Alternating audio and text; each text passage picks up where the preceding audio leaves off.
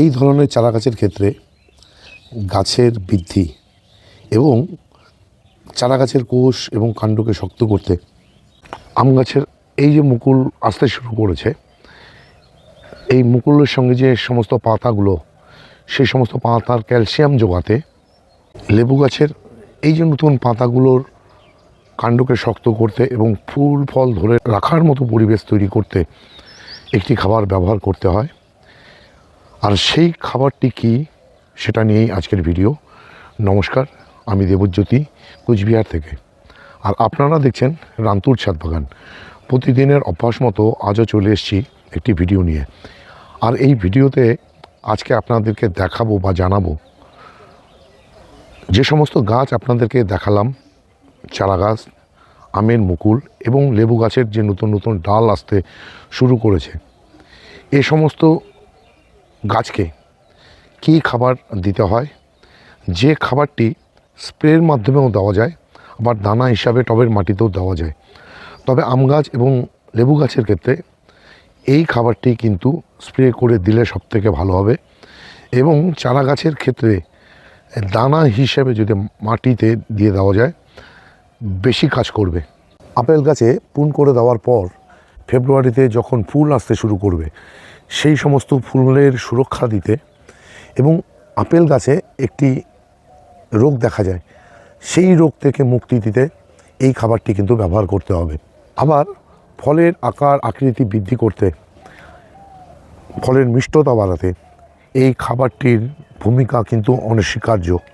আর সেই জন্যই লেবু গাছের ফুল, আম গাছের মুকুল এবং আম গাছের যে পাতাগুলো, নতুন পাতাগুলো মুকুলের সঙ্গে, তাদের সুরক্ষা দিতে এবং তাদের কাণ্ডকে শক্ত করতে এই খাবারটি কিন্তু এখন ব্যবহার করতেই হবে। সেই খাবারটি কেন দেবেন গাছে, বা আমি কেন দিচ্ছি, তাই তার গুরুত্ব ও বৈশিষ্ট্য আগে জেনে নেওয়া দরকার। আপনাদের সামনে তার গুরুত্ব এবং বৈশিষ্ট্য প্রথমে তুলে ধরব এবং সেটা শুরু করছি। খাবারটি হলো একটি রাসায়নিক গুরুত্বপূর্ণ অজৈব লবণ, যা প্রধানত সার হিসেবে ব্যবহৃত হয় এবং উদ্ভিদের দ্রুত বৃদ্ধি, কোষের প্রাচীর গঠন এবং ফল ও সবজির গুণগত মান বাড়াতে সাহায্য করে।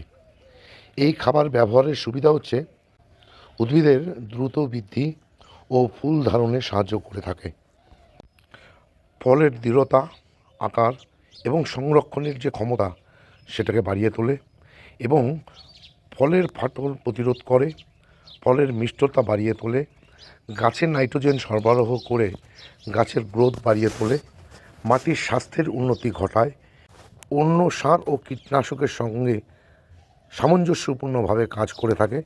তবে এই সার ফসফেট এবং সালফেটযুক্ত কোনো দ্রবণের সাথে সরাসরি মিশিয়ে কিন্তু ব্যবহার করা যাবে না।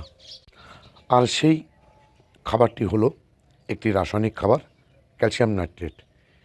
একটি গুরুত্বপূর্ণ অজৈব লবণ, যা প্রধানত সার হিসেবে ব্যবহৃত হয়। এটি জলে দ্রবণীয় এবং এই খাবারটি সম্পূর্ণরূপে ক্যালসিয়াম এবং নাইট্রেট সমৃদ্ধ। নাইট্রেট থাকার ফলে নাইট্রোজেনের উৎস পেয়ে যায়, যা কিনা গাছের শেকড় ও সামগ্রিক বৃদ্ধিতে সহায়তা করে থাকে। এছাড়া বিভিন্ন রোগ পোকা প্রতিরোধে সাহায্য করে থাকে। এই উপাদানটি মাটির অম্লতা এবং ক্ষারগত নিয়ন্ত্রণে সহায়তা করে থাকে।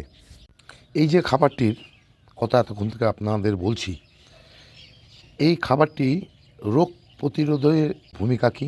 এই উপাদানের মধ্যে ক্যালসিয়াম থাকার ফলে উদ্ভিদের কোষ প্রাচীর শক্তিশালী তৈরি করে, যা কিনা পোকামাকড় ও রোগ জীবাণু প্রবেশে বাধা দেয়, যার ফলে গাছ প্রতিরক্ষা যে ক্ষমতা সেটা বেড়ে যায়। পুষ্টি ঘাটতিজনিত যে সমস্ত রোগ, যেমন টমেটো গাছের ব্লসম এন্ড রট, আপেল গাছের বিটার পিট ও কক স্পট ও আলু গাছের মরিচা দাগের প্রতিরোধ করতে পারে।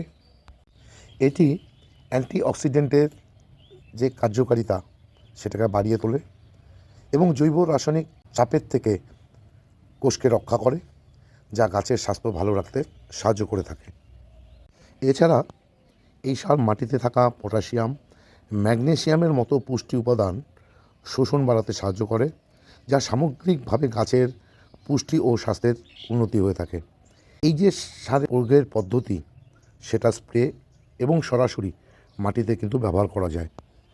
এই সমস্ত চারা গাছের ক্ষেত্রে এই ক্যালসিয়াম নাইট্রেট 2 থেকে 3 দানা এই ছোট ছোট গ্লাস টবগুলোতে দিয়ে দেবেন এবং সঙ্গে দিয়ে দেবেন জল, এবং এটা দিতে হয় সন্ধে নাগাদ এবং 10 দিন পর পর। আবার ফল গাছের ক্ষেত্রে আপনাদেরকে ব্যবহার করতে হবে স্প্রে হিসেবে।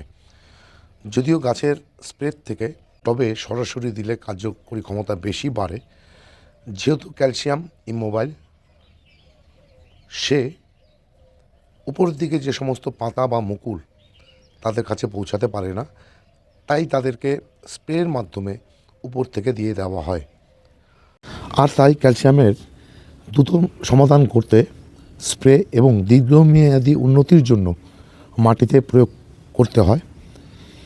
এই দুই পদ্ধতির সমন্বয়ে গাছে কিন্তু ভালো রকমের উন্নতি বা বিকাশ হয়ে থাকে, যা গাছের ফুল ফল ধরাতে অনেকটাই সাহায্য করে থাকে। আর মাটিতে দীর্ঘমেয়াদী উন্নতির জন্য আমরা কৃষি চুন, জিপসাম, হাড়ের গুঁড়ো এবং ডিমের খোসার গুঁড়ো এসব কিন্তু ব্যবহার করে থাকি।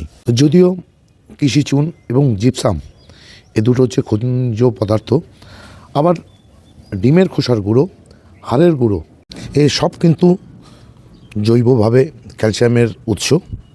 আবার তীব্র ঘাটতি দেখা দিলে তখন কিন্তু ক্যালসিয়াম ক্লোরাইড ব্যবহার করতে হয়। এই ক্যালসিয়াম ক্লোরাইড ব্যবহার করার ক্ষেত্রে একটি কিন্তু সতর্কতা রয়েছে। সেই সতর্কতাটা হচ্ছে 30 ডিগ্রি সেন্টিগ্রেড তাপমাত্রার যদি থাকে বা তার উপরে হয়, তাহলে কিন্তু ক্যালসিয়াম ক্লোরাইড ব্যবহার করা যায় না বা স্প্রে করা যায় না। আর এই ছিল আজকের ভিডিও। ক্যালসিয়াম নাইট্রেট চারা গাছ থেকে শুরু করে ফুল ফল হওয়া গাছে যখন ফুল ফল আসে, কেন ক্যালসিয়াম নাইট্রেট ব্যবহার করতে হয়। আজকের এই ভিডিওটি যদি আপনাদের ভালো লেগে থাকে বা ইনফরমেটিভ বলে মনে হয়, তাহলে একটি লাইক দেবেন, কমেন্ট করবেন, এবং আমার চ্যানেলটি যদি সাবস্ক্রাইব করা না থাকে তাহলে অবশ্যই চ্যানেলটি সাবস্ক্রাইব করে নেবেন।